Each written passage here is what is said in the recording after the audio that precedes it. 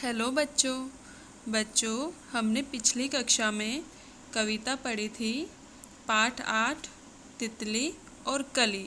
आज बच्चों हम इसके शब्दार्थ और सारांश जानेंगे कि इस कविता का क्या अर्थ है और इसमें जो शब्द आए हैं उनका क्या अर्थ है।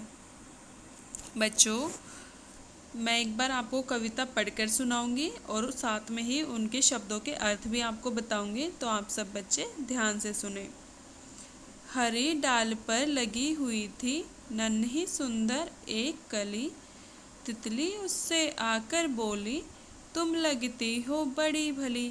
तो बच्चों हरी डाल, जैसे कि आप सब यहाँ बच्चे देख रहे हैं, फूलों की जो डालियाँ होती हैं हरे रंग की होती हैं, तो इनको हरी डाल कहा गया है। इन पर क्या लगी हुई थी?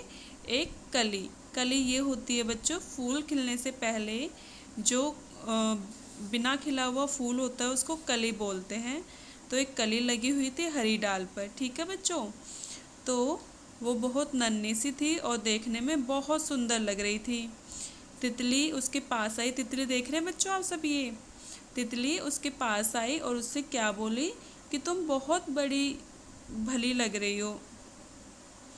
तो भली का अर्थ होता है बच्चों अच्छी। तितली को कली कैसी लगी? बहुत अच्छी लगी तितली को कली। और बच्चों नन्ही का अर्थ होता है छोटी। कली छोटी, फूल बड़ा होता है और कली छोटी होती है, इसलिए यहाँ पर जो कली है उसको नन्ही कहा गया है, ठीक है बच्चों। आगे, अब जागो तुम आंखें खोलो और हमारे संग खेलो, फैले सुंदर महक तुम्हारी, महके सारी गली गली। बच्चों जब शाम का समय होता है तो सारे फूल मुरझा जाते हैं, आप सबको पता है। पर जैसे ही सुबह होती है और धूप निकलती है तो जो कलियां होती हैं वो खिलने लग जाती हैं।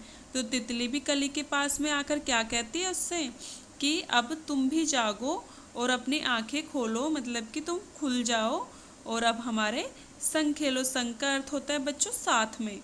तो तितली कली से अपने साथ में खेलने के लिए कह रही है, फैले सुंदर महक तुम्हारी।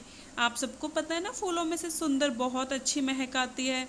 तो तितली भी कहती है कि जब तुम खेलोगी, जाग जाओगी, तो तुम्हारी महक जो है वो चारों तरफ फैल जाएगी, महके सारी गली गली, आसपास की सारी जगहों जो हैं फूलों की खुशबू से महक जाती हैं।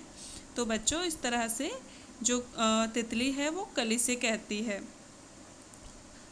कली छिटक कर खिली रंगीली, तुरंत खेल की सुनकर बात, साथ हवा के लगी भागने, तितली छूने उसे चली। तो बच्चों जब तितली ने कली से कहा खेलने के लिए, तो कली जो है छिटक कर मतलब खुलकर एकदम खुल जाती है और तैयार हो जाती है क्या करने के लिए? खेलने के लिए। और वो भी हवा के साथ साथ भागने लगती है। आप जानते हो ना, जब हवा चलती है तो पेड़ पत्ते फूल सब हिलने लग जाते हैं, तो ऐसे ही कली भी हवा से हिलने लगती है और भागने लगती है। तो तितली फिर उसको पकड़ने के लिए भागती है उसके पीछे पीछे। तो इस तरह से बच्चों इस कविता का अर्थ आप सबने समझ लिया है और इसके शब्दों को भी हमने जान लिया है। अब हम इस कविता का सारांश जान लेते हैं।